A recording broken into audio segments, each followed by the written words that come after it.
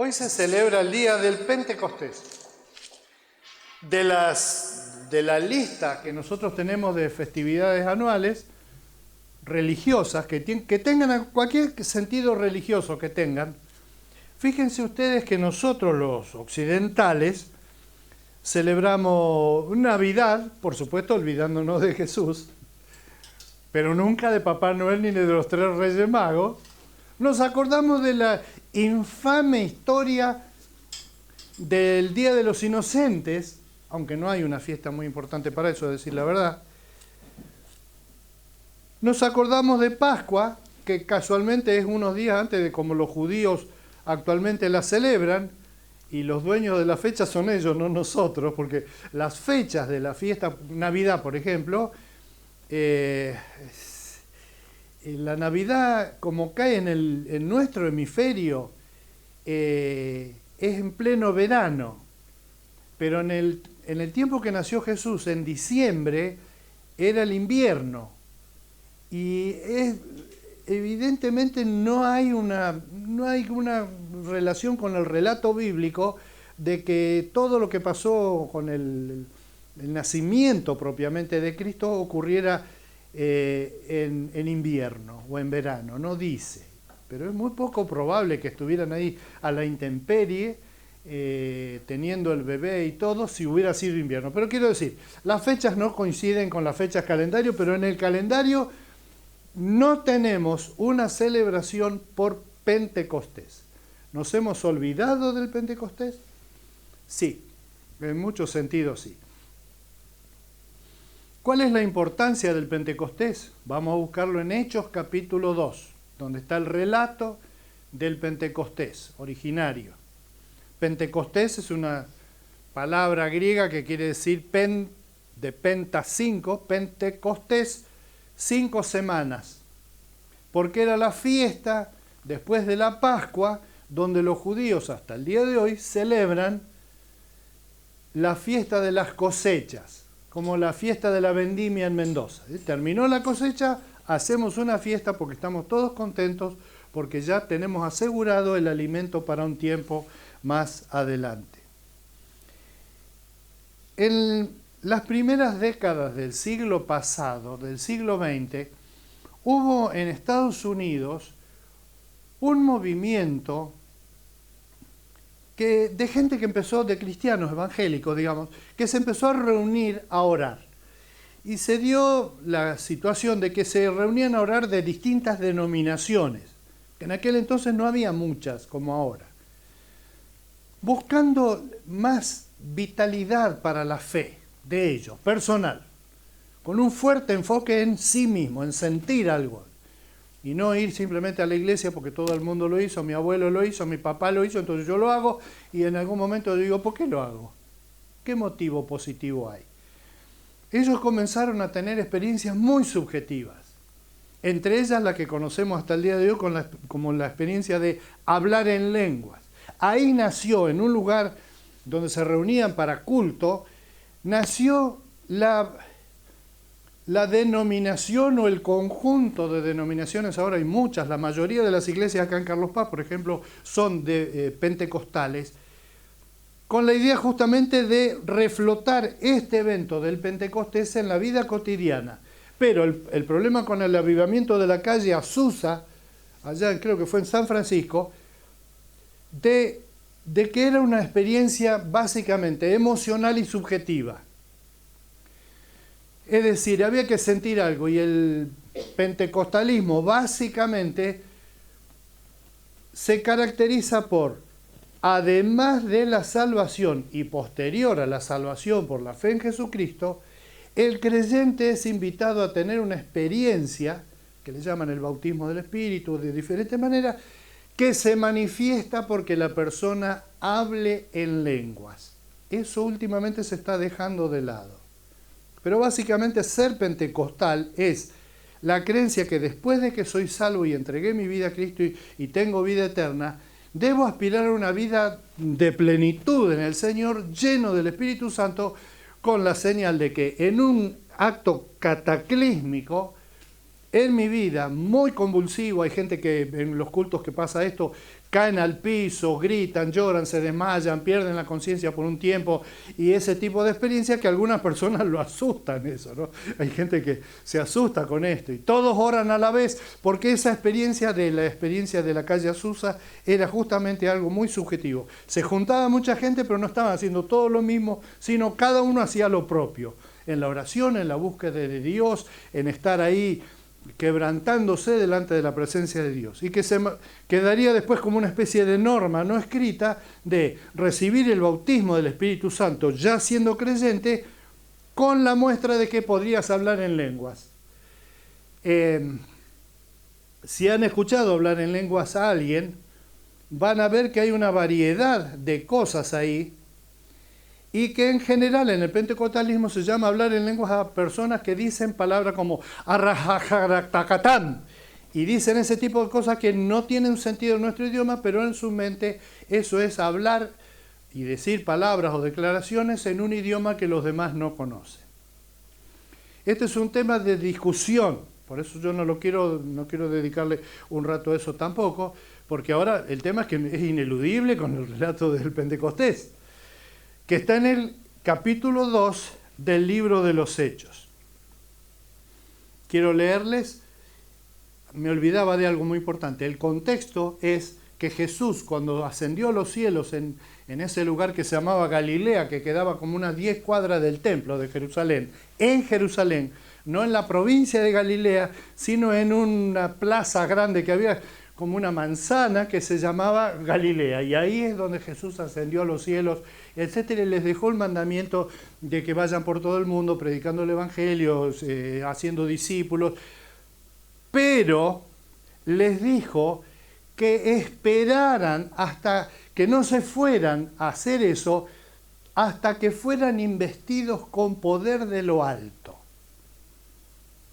Entonces ahí hay algo interesante, porque todos los que escucharon ese mandamiento ya eran creyentes, pero tenían que esperar algo. ¿Qué era lo que Jesús quería que ellos esperen en Jerusalén? O sea, a 10 cuadras de donde estaban otra vez. No era que tenían que ir muy lejos, sino simplemente ir al templo, básicamente. Y ahí en el templo iban a tener esta experiencia. Cuando llegó el día de Pentecostés, un mes y medio después de la ascensión de Jesús, estaban todos juntos en el mismo lugar. De repente vino del cielo un ruido como de una violenta ráfaga de viento y llenó toda la casa donde estaban reunidos. Se les aparecieron entonces unas lenguas como de fuego que se repartieron y se posaron sobre cada uno de ellos. Todos fueron llenos del Espíritu Santo y comenzaron a hablar en diferentes lenguas según el Espíritu les concedía expresarse. Estaban de visita en Jerusalén judíos piadosos procedentes de todas las naciones de la tierra. Al oír aquel bullicio, se agolparon y quedaron todos pasmados porque cada uno los escuchaba hablar en su propio idioma. Desconcertados y maravillados decían: ¿no son galileos todos estos que están hablando? ¿Cómo es que cada uno de nosotros los oye hablar en su lengua materna?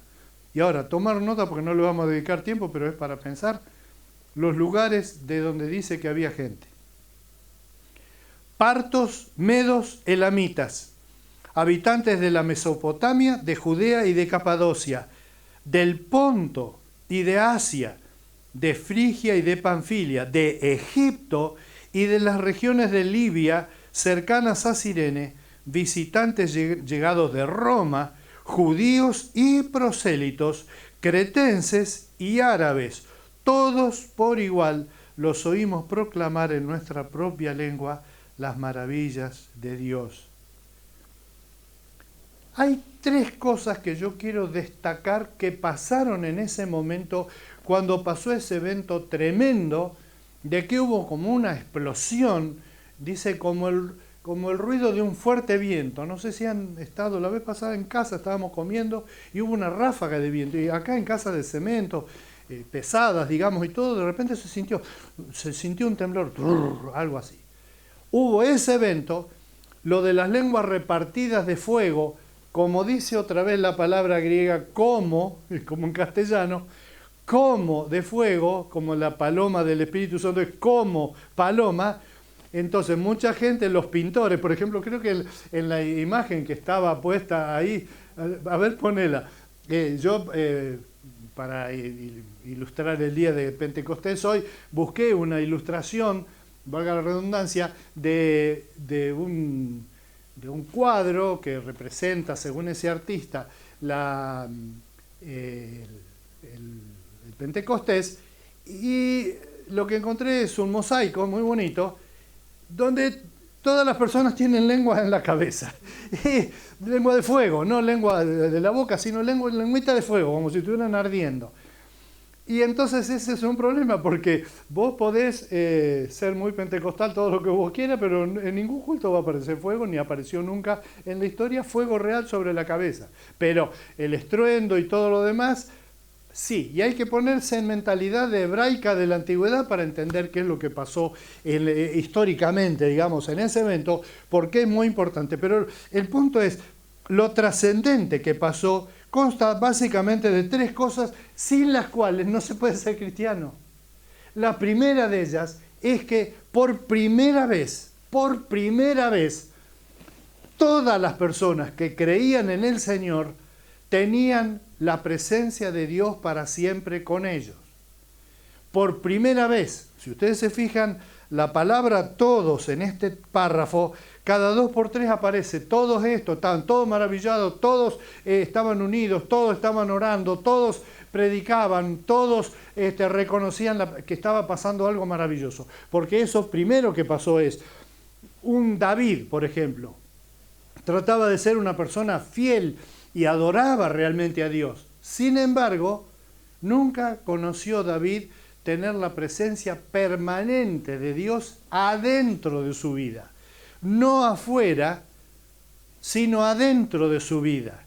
Una cosa es, yo voy caminando por mi vida y lo tengo a Dios al lado mío, a veces está lejos, a veces está cerca, que tenerlo conmigo. Porque entonces, en cualquier condición que esté, aún pecando, voy a tener a Dios conmigo, y lo que yo voy a poder hacer con el Espíritu Santo es, en todo caso, es apagarlo, como si fuera una llama de fuego, o contristarlo, pero no que se vaya, porque el Señor viene y viene para quedarse en la vida de todos. Incluso aclara el texto, Pedro lo aclara, porque citó el texto de Joel y en Joel dice eso. Aún en los esclavos y las esclavas, los muchachos, decía Joel, van a tener visión espiritual. Los ancianos van a tener sueños. En vez de estar ahí esperando a que en la cola de la vida me llamaran a cobrar, como decía el tango, están con proyectos hacia el futuro. Todo el mundo dice, no, mientras tengas proyectos no vas a ser viejo. ¡Correcto! Un creyente nunca puede ser creyente viejo. No puede ser creyente viejo, porque ahora mismo el Espíritu Santo te está dando un proyecto que vos puedas hacer. Nosotros conocimos una viejita que vivió muchos años en Rosario, y era una viejita activa, la adoraba todo el mundo, porque doña Rosa Guillén era magnífica. ¿Saben por qué? Porque siempre tenía cosas para hacer. Ella, cuando en la iglesia decían, ay, oremos por la hermana tal, que está embarazada, está esperando para septiembre, bueno, listo. Entonces ella tenía una libretita y anotaba, hermana tal para septiembre. Y al finalizar el culto le decía, ¿vos sos la que está embarazada? Dice, bueno, yo voy a estar orando por vos hasta que nazca el bebé. Y entonces la chica esa, cada vez que la veía, le decía, ¿cómo andás? ¿Cómo va el embarazo? Bien, vos eras para septiembre, ¿no? Sí, listo. Él tenía para septiembre. Tenía para septiembre esa oportunidad de orar por esa persona. Cuando cumplió 90 años, creo que fue 80, muchos años, y fue para los 100 que pidió eso, ella dijo, quiero que me... Era picante la doña Rosa. Dice, yo quiero hacer una cosa, dice, para mí, ahora que voy a cumplir los 100 años, no me regalen nada, dice, solamente plata. Solamente plata, porque toda la vida he querido hacer una ofrenda como la gente a Sociedades Bíblicas. No sé cuánto juntó, pero tuvo el gusto de hacer un toquito de plata, ir a lo de Sociedades Bíblicas y decir, quería tener una ofrenda, hermanito, acá para las Sociedades Bíblicas. Eso es tener proyectos, y hay proyectos que se pueden hacer. Nosotros decimos, ay, no, es que no sé, no se me ocurre nada, no me sale nada. Sí. Teniendo a Dios en el corazón, en una experiencia personal, la primera cosa que va a pasar es que vas a estar con Dios todo el tiempo. Y la segunda cosa que vas a ver es que vas a tener una vida no planificada por vos, sino por Dios, en función de Dios y no de vos. ¿Se acuerdan Jesús y Nicodemo? Jesús le dijo a Nicodemo lo mismo, por eso nos olvidamos nosotros de Pentecostés, porque no hacemos caso a lo que dice la Biblia. Nicodemo le preguntó a Jesús cómo podía ser el tema del nuevo nacimiento. Discúlpenme.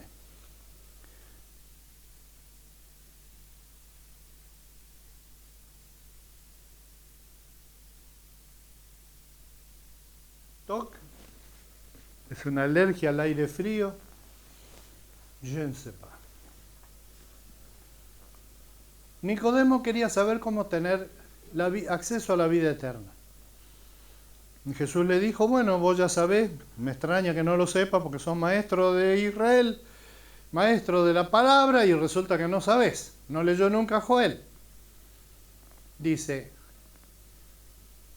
los nacidos de Dios, los nacidos del Espíritu, son como el viento. No sabes de dónde viene ni a dónde va. Y Jesucristo lo aclara bien específicamente. Así son todos los que son nacidos del Espíritu. ¿Vos has nacido del Espíritu? ¿Tenés el Espíritu Santo en tu corazón? Entonces no digas, yo voy a hacer esto, voy a hacer lo otro, porque la verdad es que si vos te dejás guiar, el Señor está teniendo ideas para vos, y para mí, por supuesto, que nosotros no teníamos, y las tenemos que cambiar. Y nosotros tenemos que decir, yo había dicho que iba a hacer tal cosa, pero ahora voy a hacer tal otra. ¿Por qué? Porque el Señor me guió. Dice, estás equivocado. Bueno, si estoy equivocado, el Señor me lo hace saber. Y si el Señor me lo hace saber, ¿qué tengo que hacer yo? ¿Volver a cambiar? ¿O sería la primera vez en la vida que vamos a cambiar de proyecto? Porque no podemos o porque no sé. El Señor es el que nos va a estar tirando la letra de nuestra historia todos los días. Nosotros le predicamos a los incrédulos, vení, acércate a Jesús porque Él tiene una agenda para tu vida. Después que te convertiste y sos miembro de la iglesia, se acabó la agenda. Ahora vos hacés lo que querés. Vos tenés este procedimiento. Voy a abrir un negocio. Señor, bendice este proyecto que tengo de hacer el negocio. Y el Señor me mira y me dice, che, ¿quién está guiando a quién acá? Vos estás trayendo a Dios de la rienda, decir, a ver, vamos a bendecir acá, ahora vamos a bendecir, y a mi mamá que está medio enferma, y bendecí a mi prima que tiene una enfermedad, y yo lo voy llevando a Dios a todas partes, como una estampita, como algo que yo tengo, una cadenita, algo, y yo voy con esto, y entonces, acá, sí, acá, te toco con esto para que te traiga, yo te pongo la mano y te pongo, yo te doy bendición, vení que acá hay un pastor que sana, gloria a Dios, el pastor que sana. Esta semana ahora está el tema de la leda, ese generoso poder de Dios, todo. Qué lejos que estamos del Pentecostés, qué lejos que estamos de una persona que dice, mira, la verdad, mañana no sé qué va a ser de mi vida, pero te aseguro que sé que el Señor me va a estar permitiendo hacer cosas. ¿Qué cosas? Cosas grandes, como ir por todo el mundo. Sí, pero también cosas tan pequeñas como perdonar de una buena vez a fulano tal. Pagá la plata que debes en tal lugar. Andá y disculpate con fulano de tal. Andá y cambia, deja de macanear con esas pavadas que vos tenés en tu cabeza. Deja de pensar en eso. Deja de hacer tal cosa que no está bien. Basta. Dios, estando en la vida de uno, se va a quedar callado. Dios, el Dios de la palabra, el Dios español que habla hasta por los codos. Dios habla hasta por los codos. Dios habla por las plantas, por las circunstancias, por lo que leemos, por lo que vemos, por lo que pensamos. Cuando uno está pensando, vos no sentís la presencia de Dios moviéndose en tus pensamientos. Y a veces te dice, che, nene, ¿qué estás pensando vos? Y entonces en eso vos decís, perdón, Señor, se me fue la mano. Y en otro momento dice, che, hace mucho que no tal cosa. Y dice, cierto, ahora que lo decís, sí, la guía, la famosa guía del Espíritu Santo. ¿La aguantamos? Bueno. ¿La queremos? ¿La deseamos? Eso es Pentecostés. Y la tercera cosa es la de andar acostumbrándote a ver cosas maravillosas. En Pentecostés había unos 120 reunidos cuando ocurrió esto de que cayó sobre ellos el Espíritu Santo. Pero dice que en Jerusalén había turistas de montones de lados que habían ido seguramente por el tema de la Pascua y estaban unos días más, se habían quedado ahí para comprar cositas de souvenir y que esto que el otro. De repente escucharon que se había armado un lío ahí y en un pueblo, aunque sea Jerusalén de la antigüedad, cualquier voz fuerte así, enseguida todo el mundo paraba, ¿qué es eso? ¿Qué es eso? A ver, y iban a chusmear. Se llenó de gente que chusmeaba. Tanto es así que según el relato de Hechos 2, cuando terminó Pedro su mensaje, hubo como 3.000 personas que aceptaron a Cristo en su corazón como Salvador, como Señor, porque querían tener esa experiencia del Espíritu Santo viviendo para siempre. Se volverían a Partia, a Media, al Ponto, allá cerca del Mar Negro. Se irían de vuelta, pero ya no se irían con una nueva religión, con un nuevo pensamiento doctrinal, sino con la mera presencia de Dios en sus vidas.